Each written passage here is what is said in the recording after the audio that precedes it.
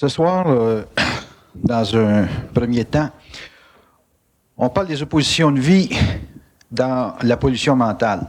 Chaque individu est certainement confronté au cours de sa vie à des situations de crise, à des situations délicates où il doit prendre des décisions. Mais ces décisions sont souvent confrontées à des atmosphères de confusion. Nous avons donc ici Bernard de Montréal qui nous entretiendra sur ce sujet aussi épineux qu'est la pollution mentale. Bernard.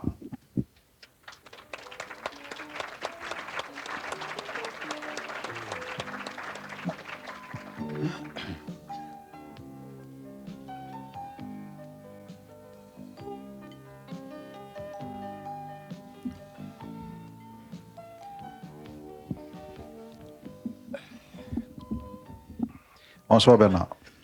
Bonsoir. Bernard, on parle de pollution mentale ce soir et des oppositions ou des effets que cette pollution peut avoir sur le mental humain. Est-ce que de la pollution mentale, c'est généré strictement par les atmosphères ou les éthers dans lesquels l'individu se véhicule dans la société, ou si c'est lui-même qui génère cette pollution? Est-ce que l'effet de pollution, la confusion qui peut régner dans son mental, est-ce que c'est relié avec les échanges, les climats dans lesquels il se véhicule dans son environnement de travail, sa vie affective, sa vie sociale, ou s'il est lui-même à l'origine de cette pollution? C'est intéressant, ça, ce sujet-là, la pollution mentale. On devrait en parler plus parce que c'est réellement c'est la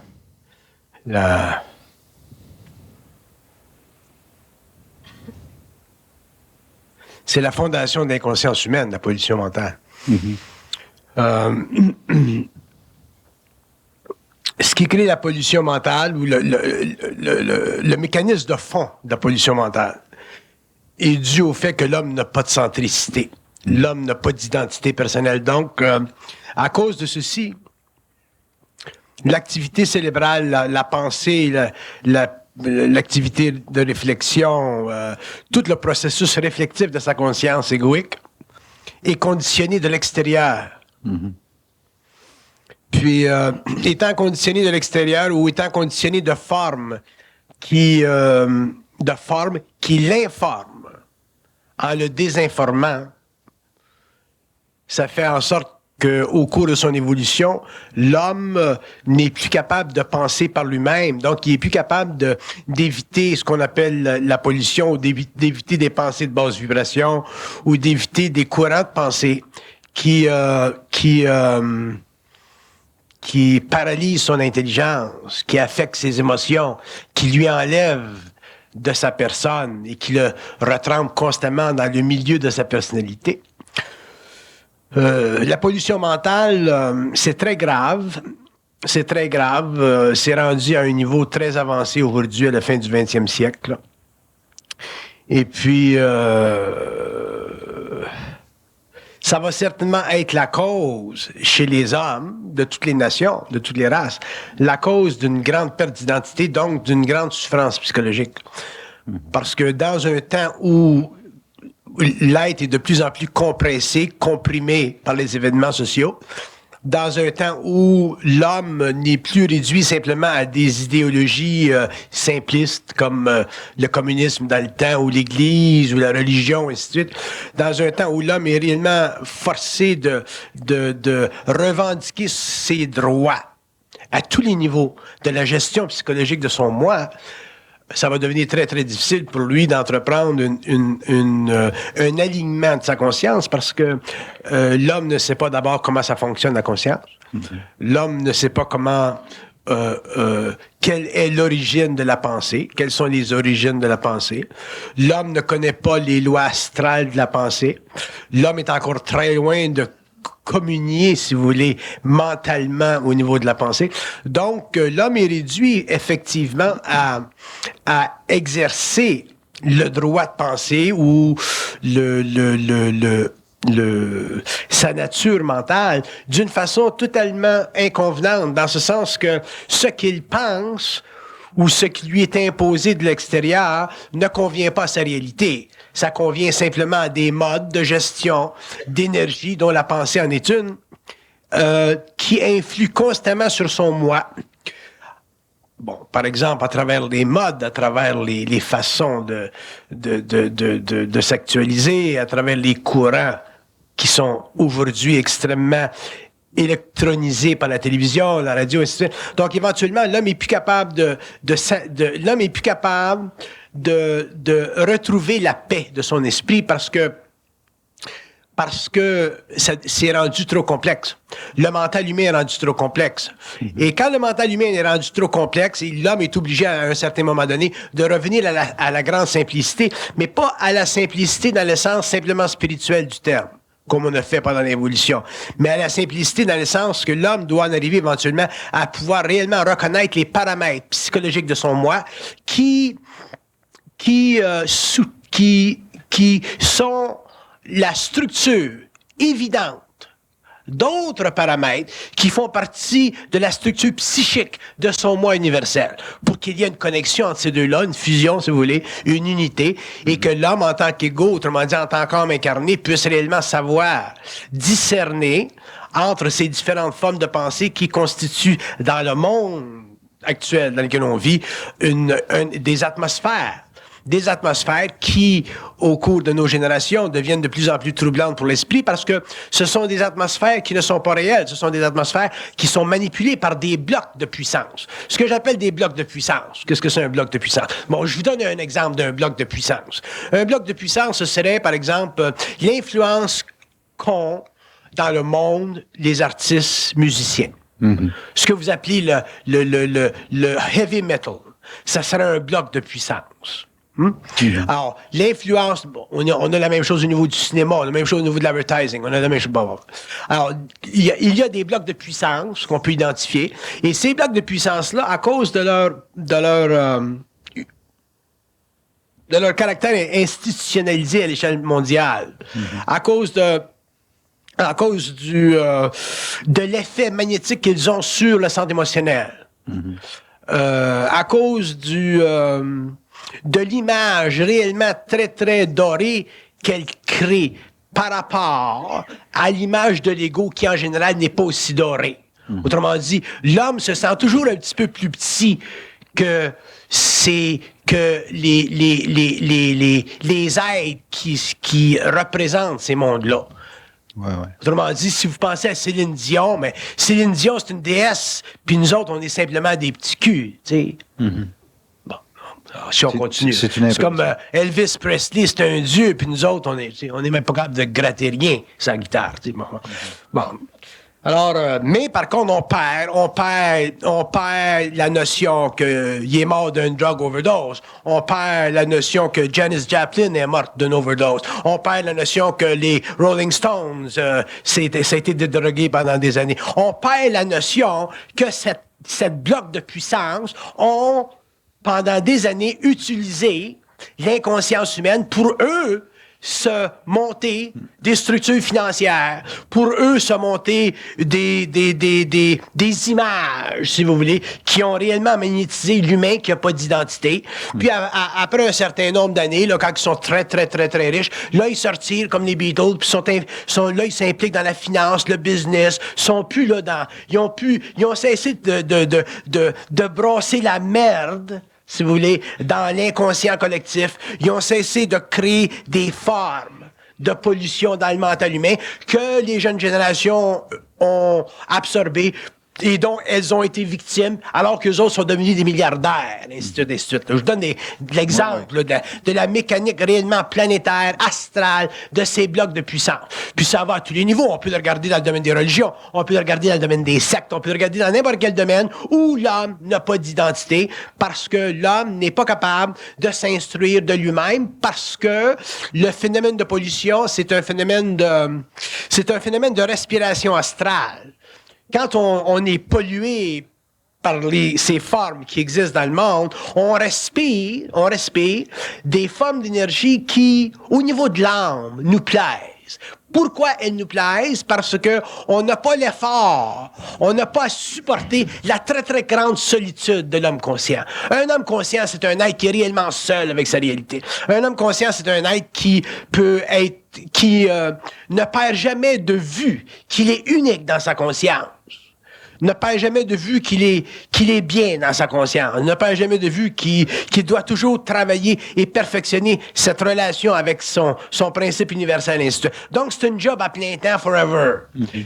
Alors que quand on vit dans la pollution, ben, c'est préférable, c'est plus facile pour nous autres de dire, bon, mais qu'est-ce que l'Église pense de telle chose, ou qu'est-ce que les musiciens pensent de telle chose, ou qu'est-ce que les artistes pensent de telle chose, ou qu'est-ce que les gens à la télévision pensent de telle chose.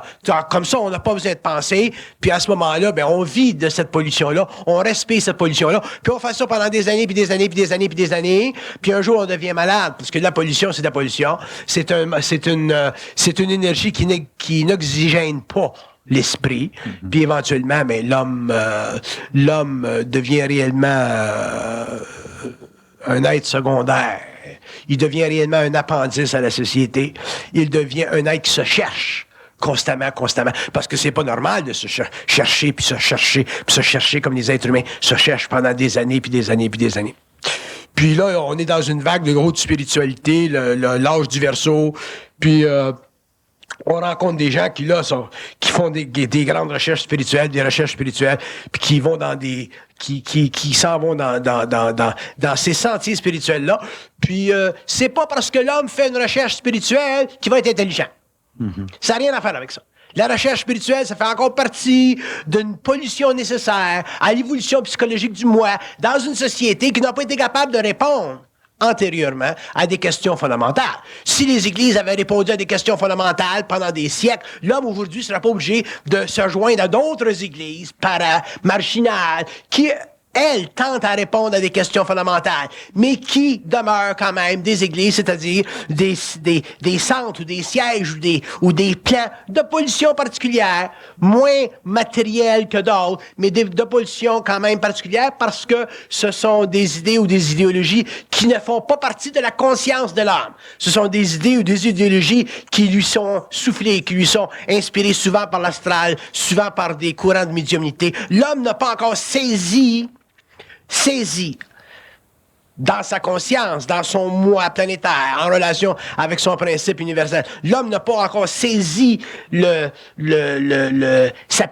puissance pour étudier les formes pensées. Mm-hmm. L'homme est encore un petit peu comme la personne qui va chez Eaton, on se met un saut, on s'achète ce qui est sur le rack. On dessine pas nos vêtements. Mm-hmm. On achète ce qui est sur le marché. L'homme ne dessine pas ses pensées. Il prend les pensées qui sont sur le marché. Puis les marchés varient. Les marchés, ils ont des modes. Il y a eu des marchés au 19e siècle où c'était la période du spiritisme. Ces marchés-là ont duré au début du 20e siècle. Puis aujourd'hui, on est encore dans ces marchés-là où le spiritisme se vend, ainsi de suite, où le spiritualisme se vend, ainsi de suite. Donc, l'homme n'a réellement pas d'identité et l'homme est un être qui est totalement magnétisé. Totalement magnétisé, ouais. Il est totalement magnétisé par l'extérieur. Vous savez,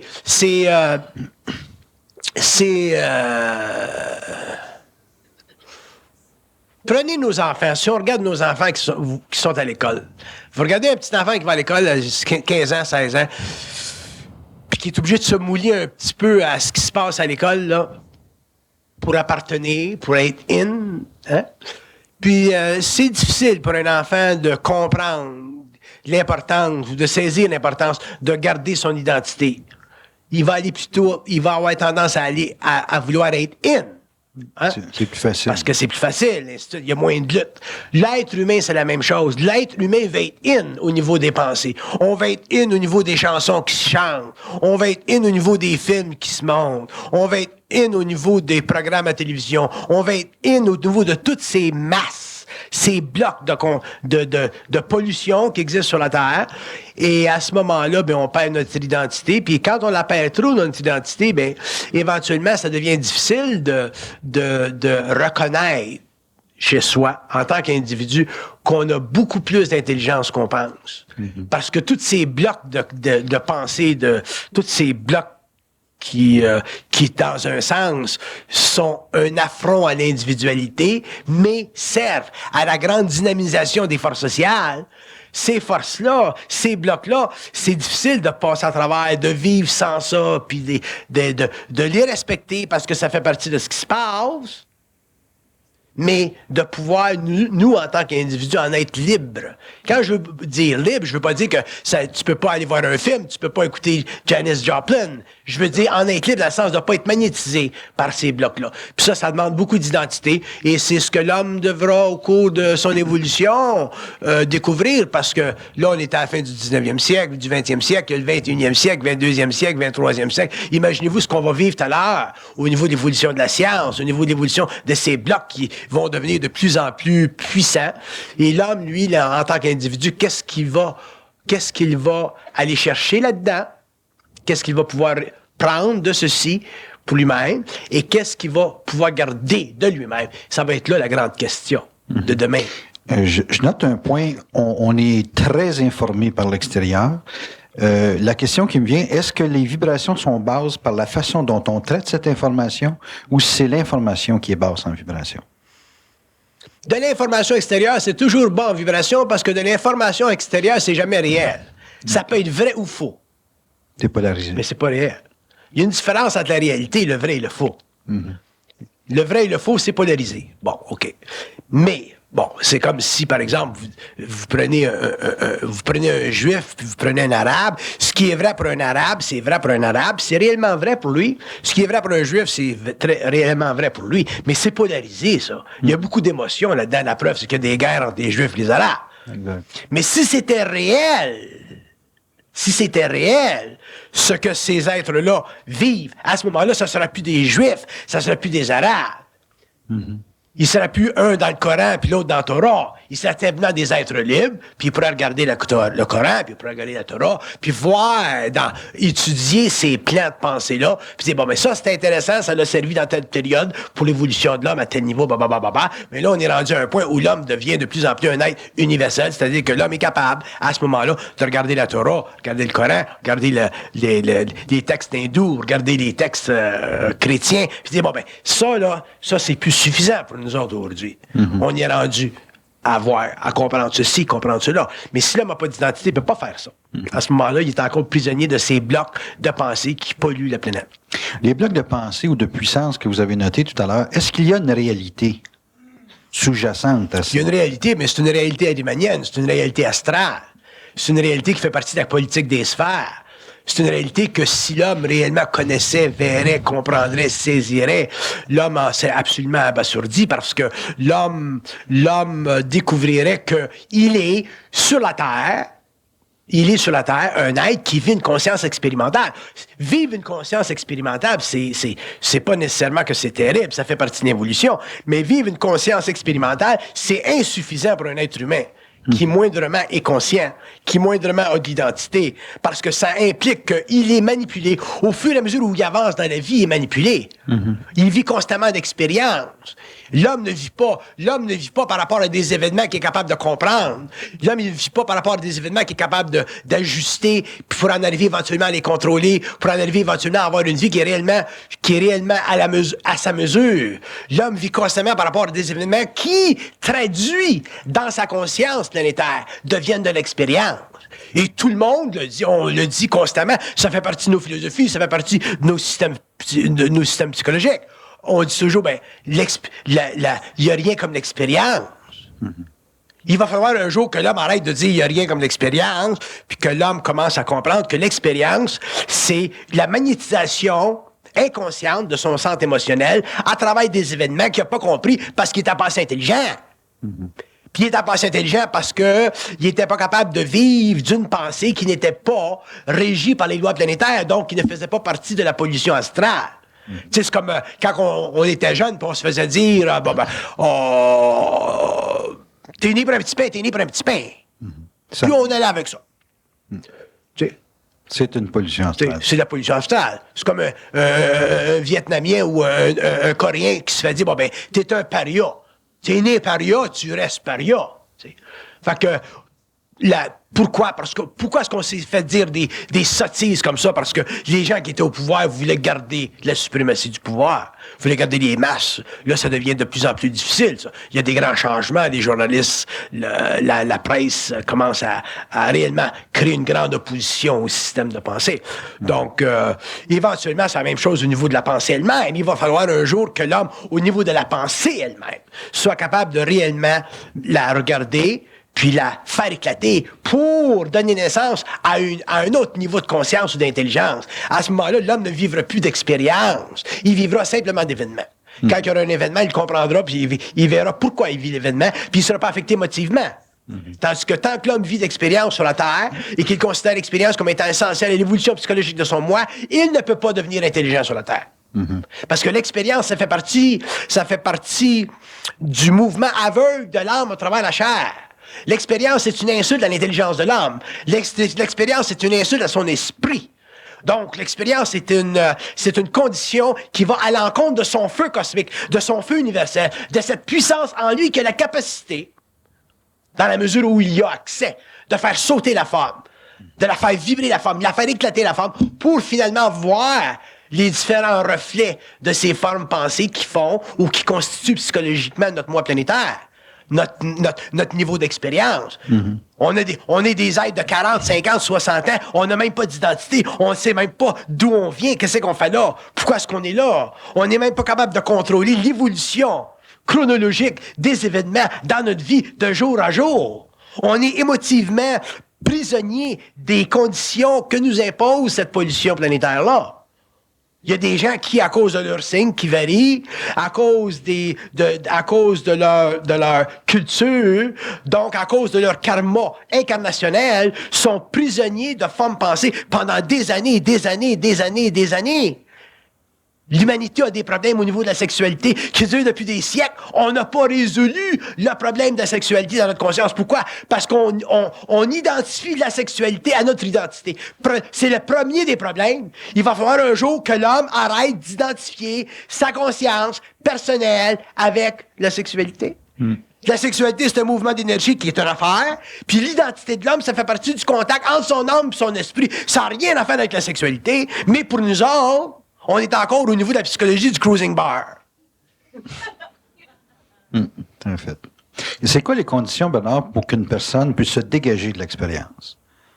Qu'on soit capable de voir que l'expérience, c'est une manipulation. Pour se dégager de l'expérience, il faut réellement avoir en conscience que l'homme sur la Terre vit une conscience expérimentale et qu'on est totalement manipulé. On est réellement manipulé. Puis l'homme a peur de savoir qu'il est manipulé parce que l'homme préfère beaucoup plus...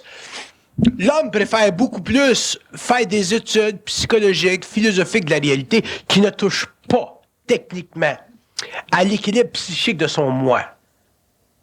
Tu sais, tu lis Jean-Jacques Maritain, tu lis les philosophes, tu lis Heidegger, tu lis Jean-Paul Sartre, ça va pas te déboussoler, au contraire, ça va amuser ton esprit, puis ça va te donner l'impression d'être un intellectuel.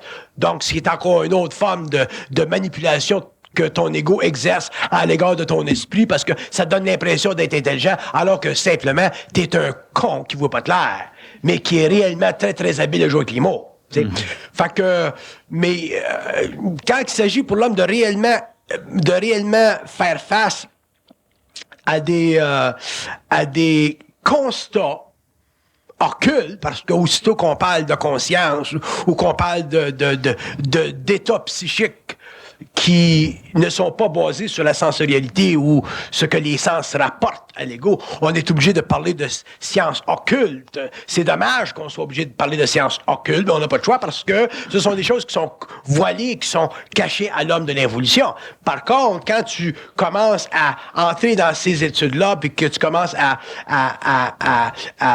établir un lien télépathique avec le plan universel, avec le plan mental, tu t'aperçois que la vie, c'est réellement très clair puis très net, puis qu'il n'y a rien d'occulte dans la vie. Par contre, c'est très occulte pour l'homme qui est inconscient parce que ça fait peur, parce que c'est loin des dispositifs de réflexion qu'il a développé pour se protéger égoïquement afin de continuer à participer à la pollution planétaire. La seule raison pour laquelle les hommes continuent à à participer à la pollution planétaire, c'est parce qu'ils ont peur de fracturer l'image qu'ils ont de la réalité. Parce qu'une fois que tu fractures l'image que tu as, donc qui t'a été imposée de l'extérieur de la réalité, par les religions, par les systèmes, par les philosophies, whatever, par l'expérience humaine, à ce moment-là, tu es obligé de constater que la vie sur la Terre, c'est une manipulation absolument extraordinaire, abominable, fondamentale, qui s'exerce depuis des siècles et qui fait partie de l'évolution de l'homme, qui fait partie de l'avancement de son esprit. Puis tu ne peux pas blâmer les plans pour ça. Tu peux pas blâmer les facteurs ou les forces qui régissent derrière ça parce que l'homme ne peut en arriver à être intelligent qu'au fur et à mesure où il se donne de faire face à la lumière ou à son propre soleil sans avoir peur d'être brûlé. Puis les hommes ont peur d'être brûlés.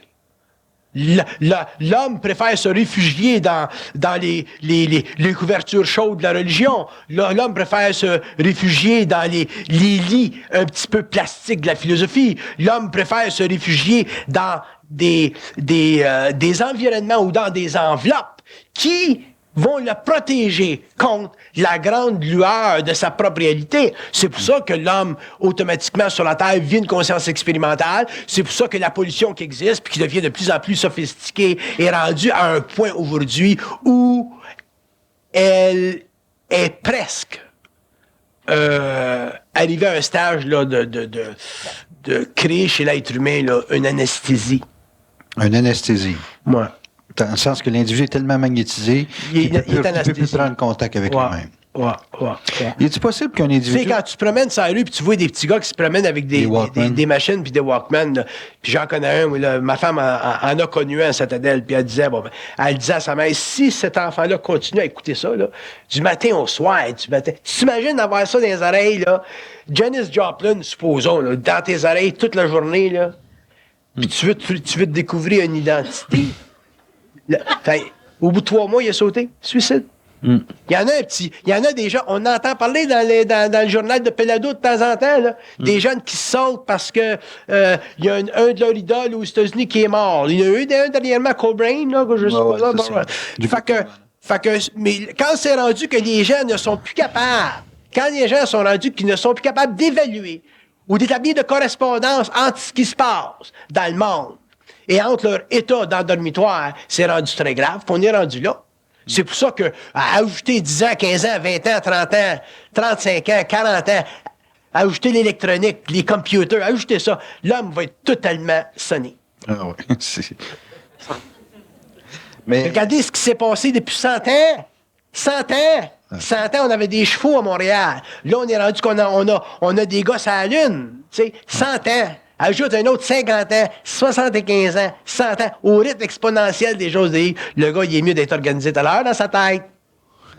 Parce que s'il n'est pas organisé, il va se faire organiser.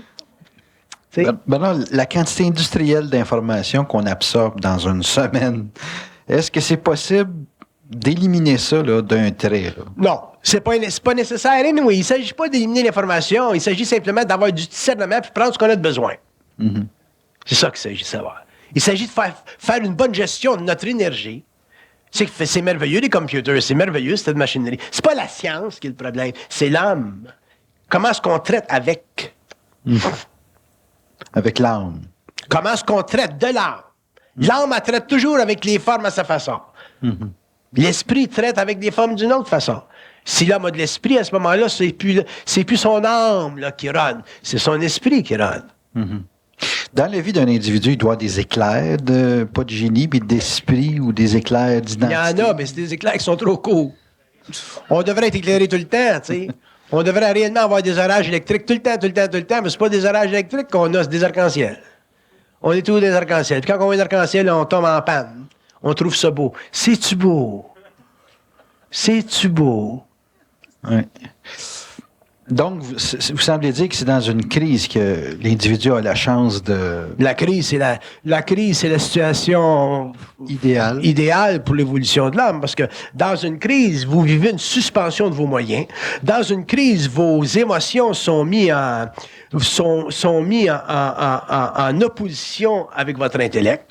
Dans une crise, votre machine égocentrique est réellement là, gelée.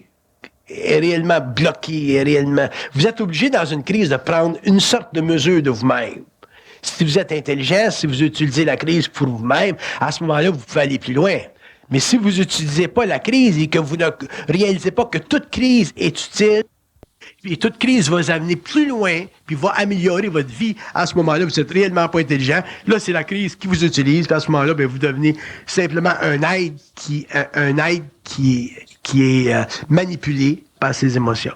Diriez-vous que dans une crise, on peut se dépolluer? Dans une crise, ben c'est ça que ça sert d'ailleurs. Une crise, ça sert à vous dépolluer. T'es en amour. T'as 17 ans, t'es en amour. Il est beau, il vient du Liban, il est grand. Il a cheveux noirs, ébène. Tu l'aimes, tu l'aimes. Là. Puis là, tu t'aperçois une journée, là, puis là, ça fait 6 mois que vous êtes ensemble, tu t'aperçois une journée que, oups, il y en a un autre. Tu fais une crise. Fait que si t'es intelligent, t'arrêtes ça. Puis si tu continues, ben, il va en avoir 3, puis il va en avoir 4. Son libido, lui, il continue à marcher, il vient du Liban. Il a un mental différent du tien. Ouais. Mais là, toi, tu t'acharnes, tu l'aimes. Puis tu lui fais des coups de téléphone, je t'aime. C'est parce que tu vas dire à un arabe que je t'aime qu'il va t'aimer plus. Il y a un mental différent. C'est ça. T'sais? Fait que, à ce moment-là, ben, il faut que tu sois intelligent, puis tu te dis, bon, ben, 1 perdu, 10 de retrouver. Mais c'est pas ça que tu fais. Tu l'aimes. Tu rêves. T'en manges. Ton identité est toute connectée à lui. T'es faite à l'os. Fait que notre vie, c'est de même. Mais l'individu, pour se libérer d'une expérience comme celle-là, comme d'autres, c'est de chercher un job, où est-ce qu'il faut que ça cause? Là, vous devriez faire, pendant que vous parlez de job, vous devriez faire une conférence une journée sur les conséquences, comment j'appellerais ça? Les conséquences pour... Vous trouverez un titre comme vous voudrez, non? Mais ce que je veux dire, c'est les conséquences pour une personne de ne pas être capable de supporter l'autorité. OK. Tu travailles dans une institution, il y a des boss, tu vois, conséquences. Puis je vais vous le développer, ça. J'ai hâte de voir qui c'est qu'il y a là-dedans. C'est intéressant. Je suis sûr que, ben, allez-y donc, tu comprends Ça coupe le speed. Quand une personne vit une crise, est-ce que c'est une occasion, dans cette situation de crise-là, d'identifier une colère ou une sorte d'éclatement qui doit être nécessaire pour trancher avec un comportement qui peut avoir duré? Vous parlez de la fille là, qui est en amour. Ça peut être un comportement qui dure depuis 15 ans, 20 ans, qui est sous-jacent à sa personne. Est-ce que la crise potentielle, c'est une occasion de se couper d'une ligne karmique, là, d'une ligne de programmation là, qui est à la naissance? Techniquement, la crise doit servir à éliminer le karma. Toutes les crises qu'on a dans la vie, c'est supposé de servir à éliminer le karma. C'est pour ça que c'est si intense, une crise, parce que c'est connecté directement avec l'âme. Une crise, c'est toujours à la mesure de l'âme.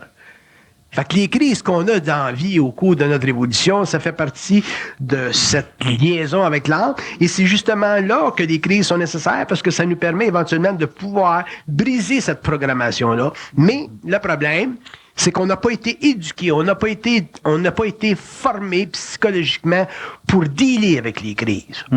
On a lu des livres, on a lu des philosophies, on a entendu des dictons, on a entendu des maximes. Mais on n'a pas réellement été éduqué pour traiter avec des crises. Parce que on connaît pas premièrement le mécanisme occulte des crises. C'est ça le On sait pas que l'homme est un être très manipulé par l'astral. On sait pas que l'homme a une grande puissance de feu. Parce qu'on n'est pas suffisamment allumé. puis on n'est pas allumé parce qu'on a trop d'émotions, qui nous gardent dans l'âme au lieu de nous réellement de nous projeter dans les états très, très sophistiqués du mental supérieur.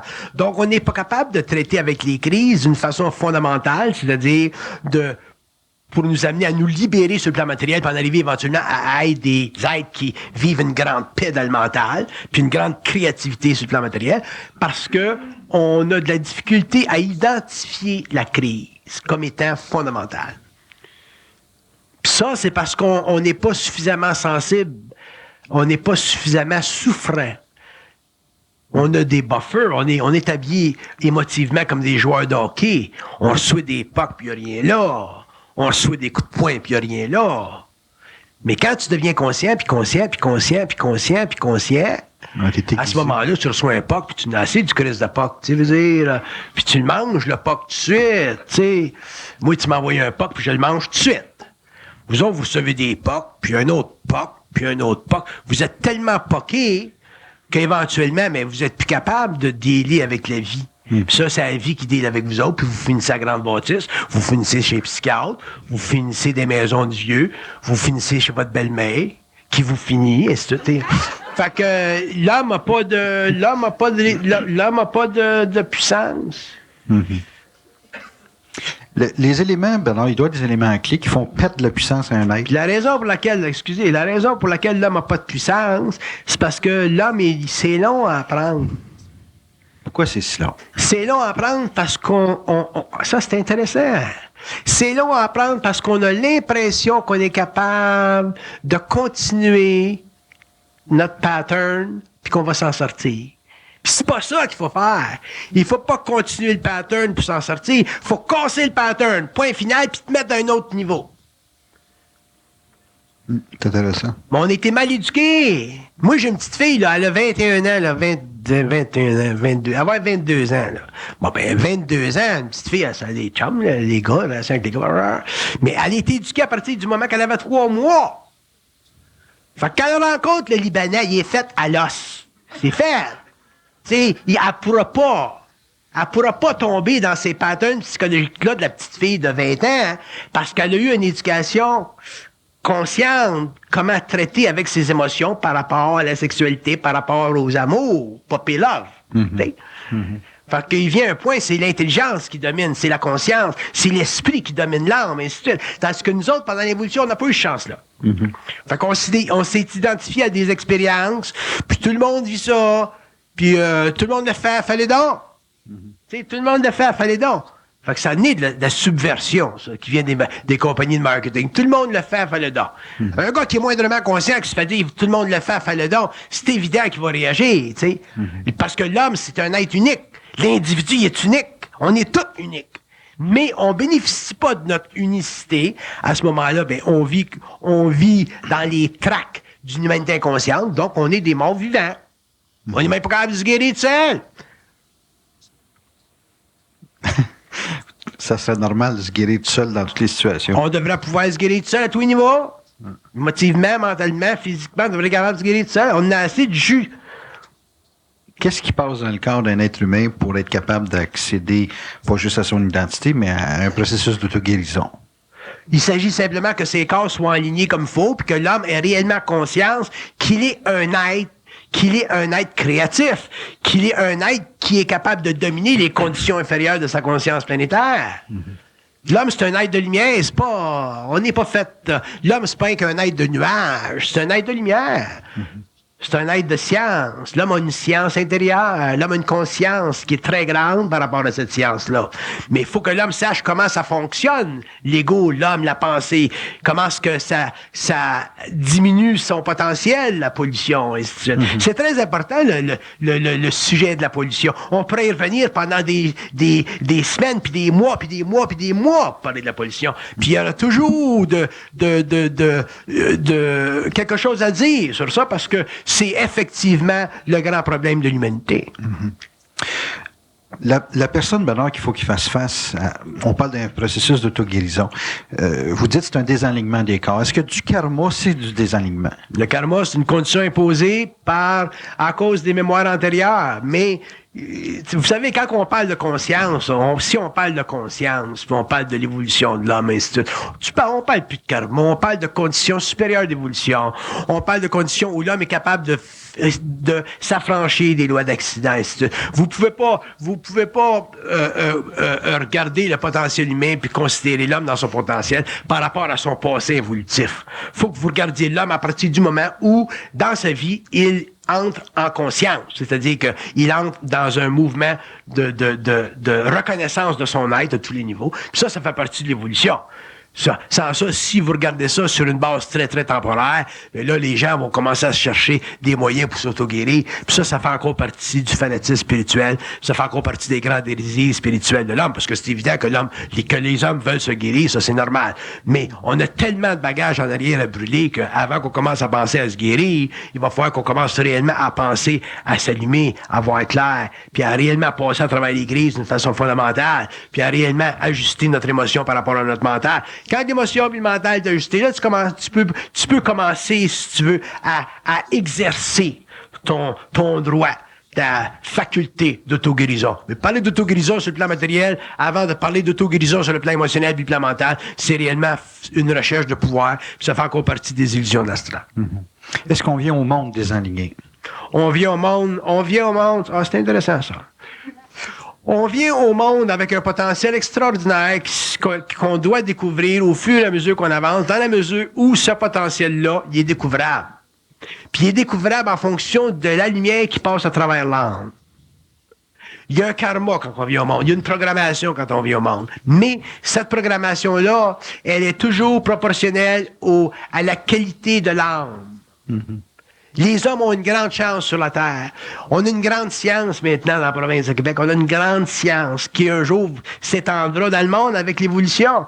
Donc on a une grande science qui commence à prendre racine et l'homme, c'est à l'homme de la regarder. Si l'homme ne regarde pas parce que il est pas intéressé à ça, ou si c'est trop far out, ou s'il est trop intellectuel, ou ça fait partie de son évolution. Mais il y a des êtres dans le monde qui vont venir d'Europe pour entendre cette science-là. Il y a des êtres qui vont venir d'Amérique du Sud. Alors, pourquoi est-ce qu'il y a des êtres qui viendraient d'Amérique du Sud, de l'Australie, pour écouter cette science-là, alors que nous autres, qui vivons au Québec, on ne l'écoute pas. C'est trop proche de nous autres. Ça. Alors, il y a des êtres qui, dans leur évolution, dans leur programmation, dans leur sensibilité, sont capables de sentir le réel dans certaines choses. Puis ça fait partie de l'évolution. L'évolution, c'est vaste. Puis ça n'a rien à voir avec un individu, ça n'a rien à voir avec deux individus. C'est un processus. C'est un processus planétaire, c'est un processus universel. Il y a des hommes qui goûteront à ce processus-là, il y a des hommes qui passeront à côté de ce processus-là, parce que c'est comme ça que ça fonctionne, un processus. Tu sais, souvent, les gens se disent, mais pourquoi moi, pourquoi pas moi? Mais c'est une question philosophique, ça n'a aucune importance, ça n'a aucune signification psychologique, cette question-là. Il y a des gens qui sont prêts pour certaines choses, il y a d'autres qui sont prêts pour certaines choses, il y a d'autres qui sont prêts pour certaines choses. Puis quand l'homme est prêt pour certaines choses, il y a un courant, il y a une vibration qui se place. Puis cette vibration-là, elle fait son chemin, elle fait son travail. Mm-hmm. C'est comme ça que ça fonctionne. Est-ce que chaque individu a la chance de développer cette conscience-là? Tous les individus ont la chance de développer cette conscience-là, mais tous les individus ne peuvent pas, dans un temps, développer cette conscience-là parce que ça demande des altérations trop dramatiques de leur inconscient. Qu'est-ce qui est altéré? Toute l'âme. Toute l'âme. L'âme. L'âme, c'est de la mémoire. Il va falloir que l'homme, un jour, en arrive à pouvoir transmuter cette mémoire-là. Puis je dis, mais si vous voulez l'identifier, cette mémoire-là, quelle place que vous l'identifiez? Elle est dans votre personnalité. La pollution mentale qu'on a aujourd'hui à notre époque, est-ce que c'est l'accumulation de toutes les mémoires qui ont été délivrées dans l'âme au cours des incarnations passées puis qui atterrissent là, dans une fin de cycle? La pollution mentale sur la Terre ou dans n'importe quel temps de l'histoire humaine fait toujours partie du quotient psychique de l'âme. C'est toujours l'âme qui est la mesure de la pollution. Autrement dit, l'âme répond à des éthers. L'âme, par exemple, un être qui est incarné consciemment ou inconsciemment, et plutôt inconsciemment, va répondre de façon subliminale à des courants astraux. OK. Bon, je vous donne un exemple, là, parce qu'il faut donner des exemples. Là. Supposons que j'étais un écrivain, moi, puis j'écrirais des chansons. Ouais. Bon. avec ma vibration, je pourrais pas écrire chérie, je t'aime pour toujours, puis si tu me laisses, je vais me jeter à l'eau. Je serais pas capable. Ma vibration, elle serait pas capable. OK. Mon âme, si vous voulez, ne peut pas vibrer cette vibration-là. Donc, je peux pas astraliser ça. Ouais. Fait que probablement, je serais obligé de dire, bon, ben, ma chère, je t'aime, mais c'est c'est quelque part. Fait que toi, si ton âme a vibre, ben, chérie, je t'aime, puis je me jeter à l'eau si tu me laisses, puis t'écoutes ma chanson, tu seras pas intéressé. Parce que tu vas dire, ouais, moi, mais ça se passe ici de quelque part, là, c'est pas bien intéressant, cette chanson-là. C'est pas western. C'est pas western. Tu comprends ce que je veux dire? Fait qu'on a chacun notre taux vibratoire. Fait que si toi, t'es plus imposant dans le monde que moi, parce que t'es meilleur écrivain, pis t'es capable d'écrire des chansons qui conviennent plus à l'âme de l'âme, mais probablement que c'est toi qui vas avoir le hit parade, pas moi. Moi, je vais avoir un hit, comprends-tu, dans la face. Tandis que toi, tu vas avoir le hit parade. C'est toi que le monde va écouter. Comprends-tu? Le monde ne m'écoutera pas, mais il va dire, ce gars-là, je t'aime ici. OK. C'est loin, ça. La question qui me vient avec Parce ça... que l'homme, il veut toujours en avoir pour son argent. Ah ouais. Il veut pouvoir le sentir. Comprends-tu? Autrement dit, la planète, c'est un gros cruising bar. OK. Comprends-tu? Fait que... tandis que moi, je suis pas un cruising bar, puis moi, aller dans un bar, puis faire du cruising, comme l'homme fait dans le cruise, moi, je brûle les sièges. Tu sais, je veux dire... moi, tu me vois-tu rentrer dans un bar, puis dire à la fille... là, je fais des jokes, naturellement. Dire à la fille, parce que là, je cherche mon identité, là. Dire, bon, mais c'est quoi votre signe? Tu sais, m'a rentré moi dans un bar, m'a dit, toi, t'es une Sagittaire, puis t'es une ci, puis t'es une ça, puis t'es une ci, puis t'es une ça. Là, on va écouter. Comprends-tu? Parce que l'homme, lui, c'est le contraire. Là, il va trouver tout ça de mécanismes selon la mode. Là. Puis on voit ça dans le cruising bar, le film. Là, c'est comme... Ils se lèvent pas d'astrologie, right? Bon, mais c'est ça, whatever. Ça fait que, tu sais, c'est... la vie, c'est un gros cruising bar. Je sais pas pourquoi, mais vous me mêlez dans mes questions à soi. Si on part du principe qu'un individu veut arriver à son identité, tu sais, qu'un jour il a plein le bol de l'expérience, puis qu'il veut arriver à son identité, il devient conscient de la pollution mentale parce que ça se dégage dans son cadre de travail, ça se dégage dans sa vie affective, ça se dégage dans les journaux, ça se dégage même avec la monnaie canadienne, tu sais. Et puis, le climat, pour passer à travers de ça, qu'est-ce qu'il faut qu'il se passe dans sa tête? Qu'est-ce qu'il faut qu'il allume dans sa tête pour qu'il traverse toute cette pression-là? Parce qu'il est tout seul, le gars. Là. Okay. Ça, c'est une question. Premièrement, il n'y a pas de réponse. Il n'y a pas de réponse terminale à cette question-là. Parce que c'est un processus. C'est un processus. C'est un processus. Fait que c'est au cours des années qu'on en arrive finalement à voir. C'est un processus. Par contre, l'homme... Bon, comment je pourrais vous dire ça? Il vient un point dans l'évolution de l'homme où, à un certain moment donné, tout ce qui compte pour lui, c'est la paix. Mm-hmm. La paix. Parce qu'il y a beaucoup souffert. Parce qu'il y a beaucoup souffert. Okay. Tu peux pas demander à un jeune bronco de 18 ans la paix. Ouais. T'sais, le gars qui est dans un cruising bar, il est pas intéressé à de la paix. Non. C'est quand tu vas avoir marié la fille qu'il a rencontrée dans le cruising bar, qui va découvrir qu'elle a le sida, qu'elle donne des enfants en croche, puis qu'il a divorce, puis que là, il s'en va dans un autre cruising bar, puis là, il rencontre une sœur défroquée, puis tu sais, les années passent, là. Fait que finalement, là, il est rendu à 40 ans, il est essoufflé. Là, tu dis, hey, Jean-Paul, tu viens-tu dans le cruising bar? Là, veux-tu me laisser en paix, là? Je veux la paix. T'sais, mais c'est que notre éducation fait en sorte que ça prend des années pour qu'on veuille la paix. Puis là, comme on est encore mesmérisé parce qu'on a entendu le mot paix pendant des années de temps, on pense que c'est la paix du Christ. Puis ça n'a rien à faire avec la paix du Christ. C'est la crise de paix. Fait qu'un jour, là, il y a des années passent, puis tu as souffert. Tu sais, l'homme a souffert, là. Puis quand tu te conscientises, il y a de la souffrance. Puis un jour, là, tu veux la paix. Puis à partir du moment où tu commences à prendre conscience qu'il y a rien qu'une chose que tu veux, c'est la paix, là, tu commences à mettre de l'ordre dans ta vie. Parce que pas d'ordre, pas de paix. Ouais, Tu peux pas avoir de la paix si t'as pas d'ordre. Tu peux pas avoir de la paix dans ta vie si t'as des dettes. Tu peux pas avoir de la paix dans ta vie si t'as... Tu comprends ça? Fait que la paix, c'est le mécanisme. L'ordre, c'est le mécanisme qui mène à la paix. Le monde, eux autres, ils veulent pas mettre d'ordre dans leur vie. Ils veulent garder le cruising bar puis ils veulent la paix en même temps. Oubliez ça. Fait que l'ordre mène à la paix. Mais pour comprendre ça puis saisir ça, ben, on dirait qu'il faut arriver à un certain âge, à moins d'avoir été éduqué jeune par des parents qui ont une certaine conscience. Faut donner un coup de barre. C'est ça. L'attitude, il n'y a pas d'attitude. C'est, on souffle, on y met en vibration, peut-être, pour dépasser une certaine programmation. Mais qu'est-ce qui fait qu'une personne va souffrir un petit peu, l'autre va souffrir beaucoup, puis l'autre va souffrir puis il ne viendra jamais conscient? Qu'est-ce qui fait qu'une personne, après une certaine zone de souffrance, va renverser? Exemple, vous êtes une personne qui est très électrique, souffrir un petit peu, puis vous êtes déjà dans un processus décisionnel. Mais l'autre, pour le même type d'événement, va prendre 3 ans, lui, avant. Parce qu'il est moins conscient de la manipulation. OK, fait que ça revient à une question de conscience. Définitivement. Si on vit dans l'évolution, si les systèmes spirituels, les systèmes philosophiques, les systèmes psychologiques, si les philosophies n'ont pas répondu à la question fondamentale de l'homme, c'est parce qu'on n'a jamais su, on n'a jamais été dit, on n'a jamais eu la science que sur la Terre, l'homme vit une conscience expérimentale. Donc, on n'a jamais été conscient qu'on est des êtres manipulés. Manipuler, ça veut dire quoi? Ça veut dire que l'homme vit une certaine proximité avec des plans d'esprit, mais il n'est pas suffisamment conscient pour pouvoir les intégrer. Une fois que l'homme va avoir intégré ces plans-là, l'homme aura une conscience universelle. Alors, à ce moment-là, l'homme pourra facilement comprendre c'est quoi la vie. C'est une science, la vie. C'est une science exacte, la vie. Fait que ça cesse d'être une expérience. Ça devient une suite d'événements que tu es capable de comprendre instantanément. À ce moment-là, il n'y a plus de souffrance.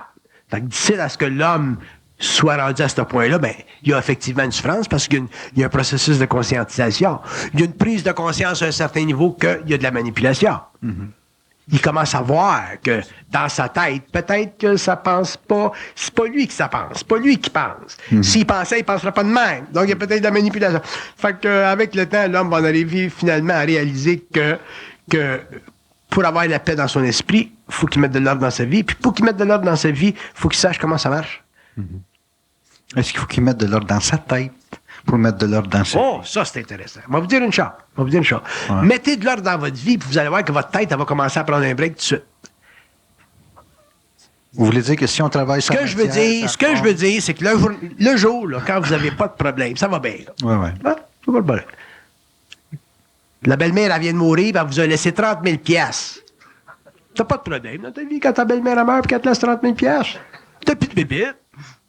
Tu vas plus voir le psychiatre. Tu vas pas voir le psychiatre dire, monsieur le psychiatre, ma belle-mère m'a laissé 30 000 piastres, je suis bien mal avec ça. À moins d'être réellement malade. Hein?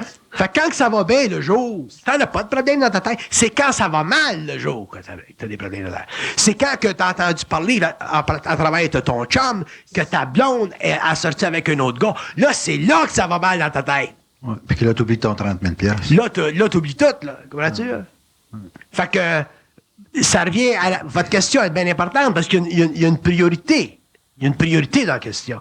C'est pas nécessairement ce qui se passe dans votre tête qui est le problème. C'est ce qui se passe dans la vie que vous avez laissé développer qui, éventuellement, va créer dans votre tête de la confusion.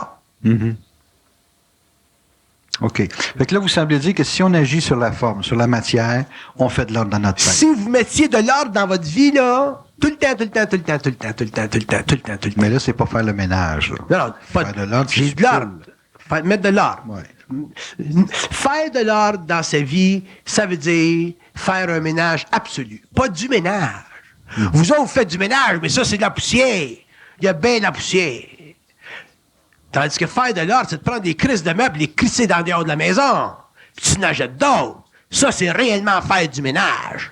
Ce qui équivaut à déménager à la même place. Tandis que vous autres, vous changez les meubles de place. Vous faites de la poussière. Ça, c'est faire du ménage. Tandis que moi, je parle réellement de faire un ménage, un grand ménage, autrement dit, déménager à la même place, change les meubles, crisse là dehors de la maison les meubles, puis achète-toi-en des neufs, autrement dit, change ta façon de vivre. Ça, c'est faire de l'ordre. Quand tu fais de l'ordre de même, le lendemain, ta tête est claire. T'es en vacances le lendemain. Puis après ça, les cochons en haut vont t'envoyer une autre petite croche, parce que ça fait partie de la conscience expérimentale, puis tu vas dealer avec, puis éventuellement, t'as peur. Donc, si je comprends bien, c'est de prendre une décision sur ce qui nous fait souffrir. Ça, C'est ça fait prendre pas une de- décision, c'est ce qui nous fait souffrir. Parce que si vous ne faites pas ça à ce moment-là, vous allez faire ce que l'homme de l'évolution a fait. Vous allez considérer que c'est vous autres qui êtes croche. C'est toujours vous autres, c'est toujours nous autres c'est toujours nous autres les pleins de marde. Alors que c'est pas nous autres les pleins de marde, c'est que les événements qui font partie de notre programmation, les événements qu'on a laissés faire à cause de nos émotions, ont créé tellement de stress dans notre psychisme qu'à un certain moment donné, on n'est plus capable d'interpréter l'événement. Donc, on vit d'expérience. On n'est plus capable d'interpréter. Non, on n'est plus capable de l'interpréter parce qu'on n'a plus la science. On est hors de focus. Demande donc à la fille qui est en amour avec son arabe. Puis dis donc, mais là, laisse-les faire, là. Laisse-les faire, là. Laisse-les aller à ses autres expériences, puis toi, tu t'en trouveras un autre. Comment tu diras ça? Elle n'est pas capable d'interpréter parce qu'elle n'est pas en focus. Elle va l'être après 2 ans, 4 ans, quand elle va voir qu'il y en a 15 filles autour de lui. Là, elle va le voir, finalement.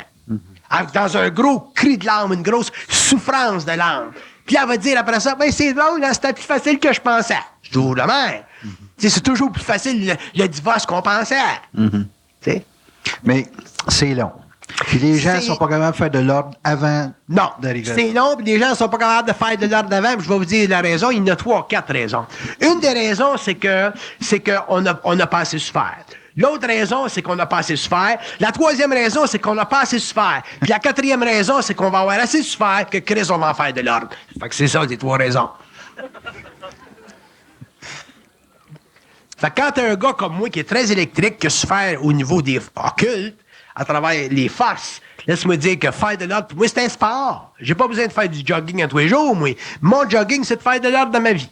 Rien que ça. C'est quoi la plus grande souffrance dans la fusion?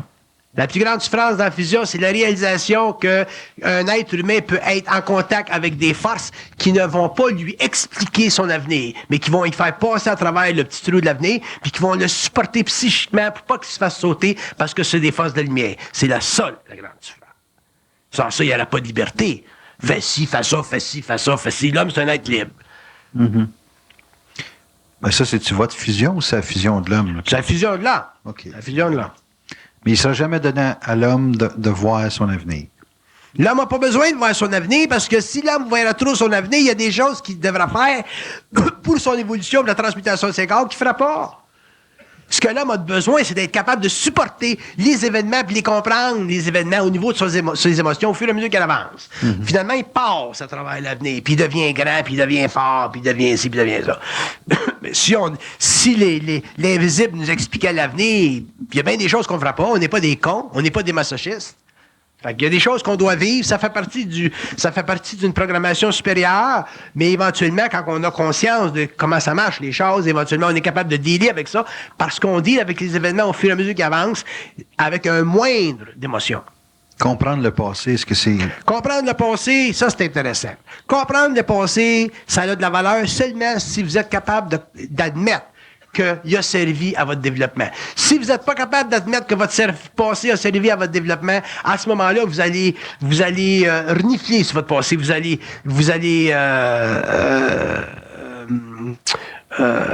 en souffrir de votre passé. Puis ça, c'est de l'astral. OK. Le passé, ça a simplement une valeur. Simplement une valeur. Dans votre présent. C'est vous faire réaliser que ce que vous avez vécu avant, ça vous a servi à ce que vous êtes maintenant. C'est ça, c'est tout. C'est tout. Mais si vous allez chercher dans le passé d'autres choses, puis chacun de nous autres, on va chercher ce qu'on veut dans le passé, à ce moment-là, on s'astralise à notre façon, puis ça, c'est de la pollution. On peut se polluer de notre propre part. Ah ben effectivement, effectivement. Est-ce qu'on peut se polluer en se projetant trop dans l'avenir? Même chose. Même chose. Qu'on se projette trop dans l'avenir ou qu'on se projette trop dans le passé, c'est de la pollution. L'avenir, même pour un homme qui est voyant, ainsi de suite, ça n'a aucune importance. Ce qui est important, c'est que l'homme soit capable de vivre, ces événements-là d'une façon intelligente. Connaître l'avenir, ça change rien, ta vie.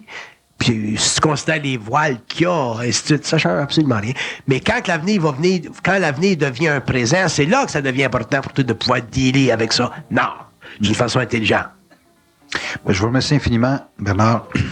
On se revoit dans 30 minutes. Merci.